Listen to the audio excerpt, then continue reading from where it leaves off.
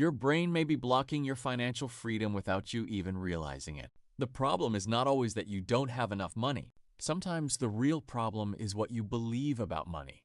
Your money beliefs can quietly influence your decisions. They influence your habits, your risks, your spending, and your saving. And eventually, those choices influence your financial results.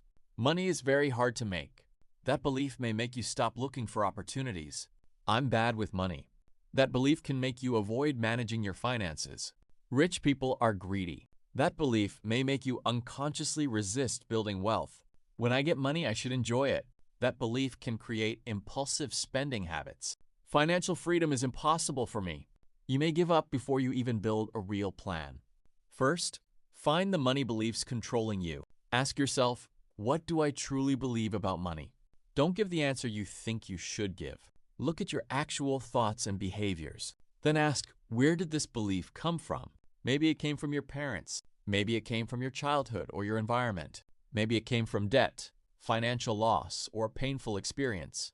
Something can feel true without actually being true. Now challenge the belief. Ask yourself, is this belief always true?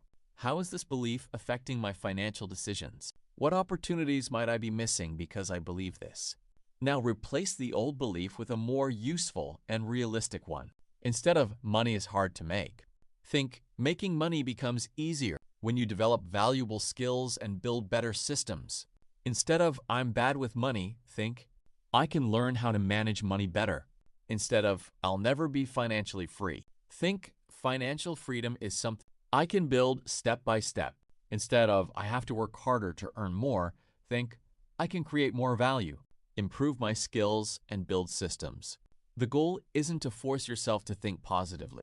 The goal is to question the belief that is holding you back. Your brain says, I can't. You ask, is that actually true? Then you replace it with, what can I learn? What can I change? What can I do differently? That shift can change your behavior. And when your behavior changes consistently, your financial results can change too. Change the belief, change the behavior, change the result.